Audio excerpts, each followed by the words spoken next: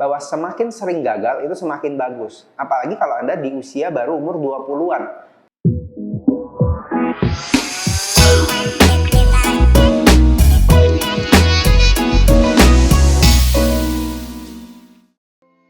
Di sini Ko Erwin, salam cuan. Ayo belajar bisnis di Scale Up Channel.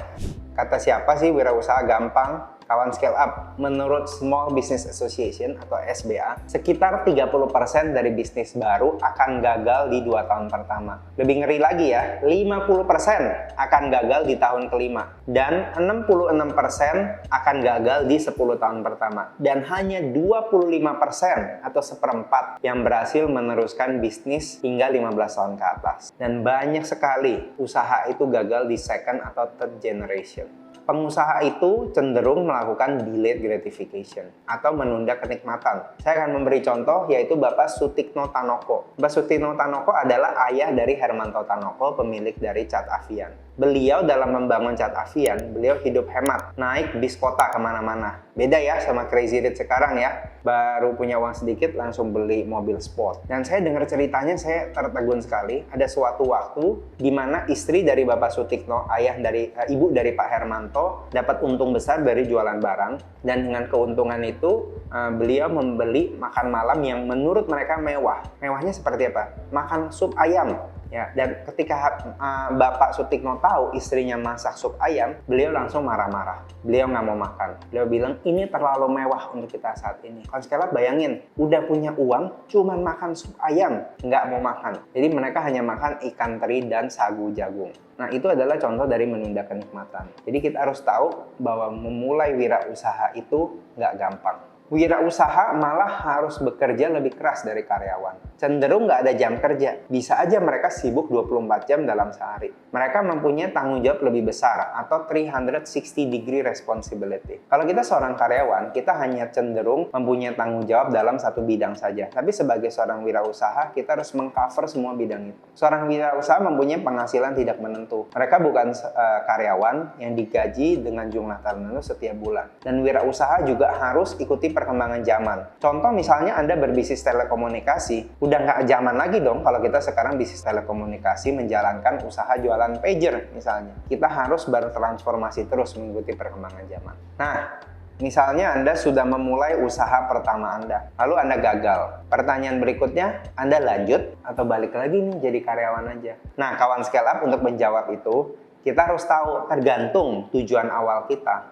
Apa sih alasan kita membangun atau memulai usaha? Nah, kalau kalian sendiri kan tadi kalian udah kasih tahu, kalau saya kecebur, ya second generation. Jadi saya mau nggak mau udah kadung, harus membesarkan usaha keluarga saya. Kawan sekalian harus tahu nih, apa tujuan awal Anda? Ya, mungkin Anda pengen menjadi seorang big business owner. Mungkin Anda pengen menjadi investor.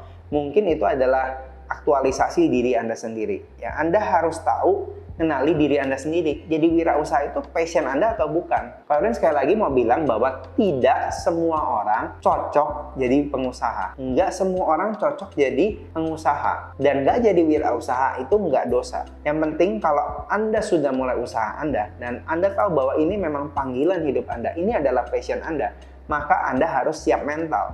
Dan Anda harus bangkit lagi. Jack Ma, founder dari Alibaba, berkata bahwa semakin sering gagal itu semakin bagus. Apalagi kalau Anda di usia baru umur 20-an. Semakin sering gagal semakin bagus. Gagal itu nggak apa-apa. Itu adalah stepping stone untuk menuju kesuksesan. Yang penting bahwa ketika Anda sudah gagal, Anda belajar dari kegagalan Anda. Nggak masalah apabila Anda gagal. Ya, yang penting Anda bisa mewariskan konsepnya untuk orang lain dan Anda belajar untuk diri Anda. Bahkan jika Anda tidak sukses, orang lain akan sukses. Kesimpulannya, jika Anda gagal, Anda sebenarnya bukan sedang gagal, tapi Anda sedang menulis cerita sukses Anda di masa depan. Nggak lucu dong ya kalau misalnya nanti Anda seorang pebisnis yang sudah sukses, lalu Anda diwawancara oleh wartawan lalu berkata, oh Anda bagaimana sih cerita sukses Anda? Oh iya, saya mulai bisnis langsung berhasil, habis itu langsung buka cabang, habis itu langsung seperti sekarang. Kan nggak seru ya ceritanya ya. Pasti lebih seru kan, oh iya, bisnis pertama saya gagal, lalu saya berusaha lagi, saya bangkit lagi. Nah, lebih ada dramanya gitu. Jadi kesimpulannya kita harus cari apa passion kita, apa strength kita seperti yang saya sudah bahas sebelumnya, dan berani fight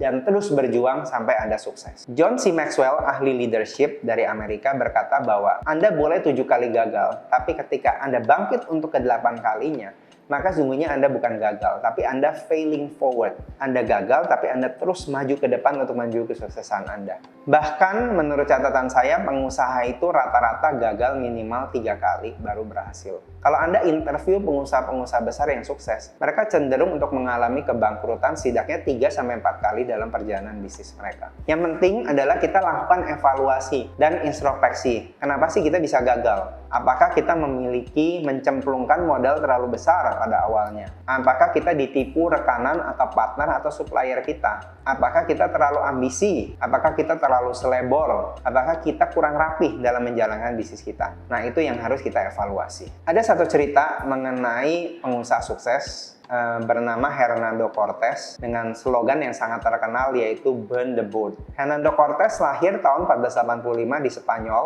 Tahun 1511 beliau ikut dalam penaklukan Kuba dan jadi wali kota Santiago. Hernando menikah dengan adik dari gubernur kerajaan Spanyol untuk Kuba, Diego Velázquez. Tahun 1518 beliau ditunjuk oleh gubernur Velázquez menjadi kapten ekspedisi ke Meksiko untuk ditaklukkan. Februari 1519 dengan 11 kapal, 110 kelasi, 553 tentara dengan senjata yang lumayan, Cortés berlayar menuju Meksiko. Dan dia berusaha mencari informasi tentang Meksiko. Info yang didapat, orang Aztec, suku Aztec lah yang memerintah Meksiko, dan mereka mempunyai ibu kota yang besar dan memiliki kekayaan simpanan logam-logam mulia, metal yang berharga sangat mahal. Dan suku Aztec ini mungkin karena kedikjayaan mereka ya, mereka dibenci oleh suku-suku Indian lainnya. Cortés akhirnya memutuskan untuk menyerang Aztec. Dan Aztec ini mempunyai pasukan yang jauh lebih besar ternyata daripada pasukan yang dimiliki oleh Hernando Cortés. Dan sebagian besar prajuritnya ketika mereka datang dan menghadapi pasukan Aztec, mereka menjadi takut, mereka gentar menghadapi begitu besarnya jumlah lawan yang harus dihadapi. Melihat gelagat yang tidak menguntungkan, apa yang dilakukan Hernando Cortés? He burned the boat,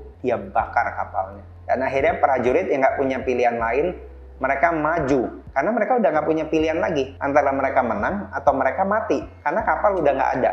Dan akhirnya, Cortés dan pasukannya bukan hanya memenangkan perang untuk menumpas Aztec, tapi dia mampu menjalin kerjasama dengan hampir semua musuh-musuh Aztec. Karena mereka mungkin takut ya pada keberanian dan semangat dari Hernando Cortés. Dan akhirnya mereka menguasai Tenochtitlan atau Meksiko saat ini pada tanggal 8 November 1519 tanpa perlawanan. Apa yang kita bisa pelajari? Ketika kita gagal, kita harus belajar dari kegagalan itu. Kita harus berani melangkah dan terus mencoba. Kita harus lewati proses. Dan yang terakhir, Anda harus burn the boat. Cari tahu apa sih alasan atau hal yang menyebabkan Anda tuh nggak bisa all out. Anda harus berani seperti Hernando Cortés. Kalau Anda sudah memutuskan untuk jadi wirausaha, kalau Anda yakin bahwa wirausaha adalah Anda dan Anda adalah wirausaha, you have to burn the boat. Kawan scale up, jangan khawatir, tanyain aja ke Ko Erwin dengan sharing pada kolom komentar di bawah ini. Mungkin Anda boleh sharing kegagalan-kegagalan Anda di wirausaha. Mungkin Anda mau mencari solusi, mau nanya Ko Erwin, langsung aja tulis di kolom komentar. Tenang, nanti Ko Erwin akan jawab. Akhir kata,